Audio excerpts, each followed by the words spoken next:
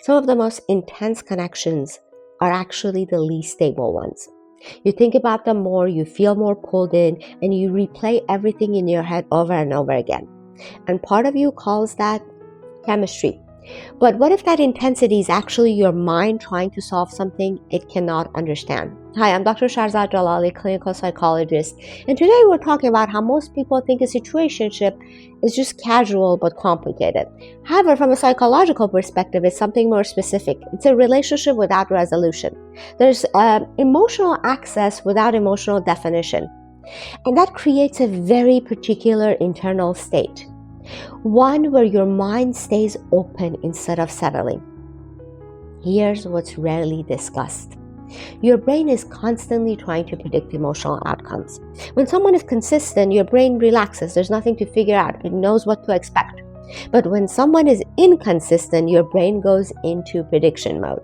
Every text, every interaction becomes a clue. And that creates something called a prediction error loop. The gap between what you're expecting and what actually happens. That gap is what keeps you hooked, not that person. The uncertainty. Uncertainty doesn't feel neutral. It creates activation in your body, increased focus, heightened emotional sensitivity, stronger memory encoding. So you remember more, you even feel more, and your mind interprets that as, wow, this person must be very important. But importance is not the same as compatibility. Another layer most people miss. In unclear relationships, you don't just connect to the person.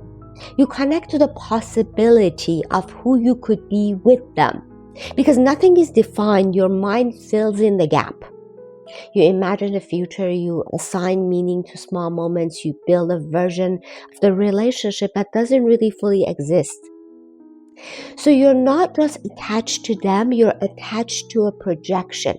Situationships often create emotional highs and lows. And contrast intensifies experience. When something feels good after uncertainty, it feels really good. So the relief becomes part of the attachment. Not just the connection, but the cycle of losing and regaining. This is where it all shows up. You reread messages, you analyze timing, you feel calm when they reach out, and unsettled when they don't. You're not just experiencing connection, you're managing function.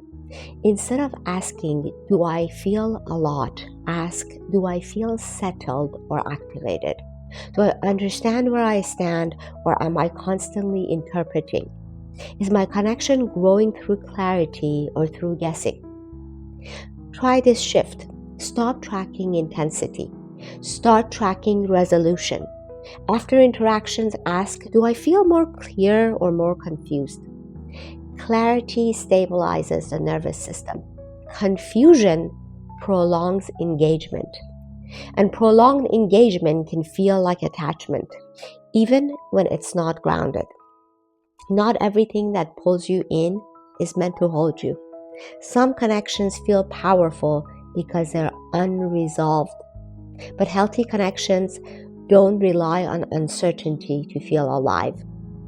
It becomes clearer over time, not more complicated.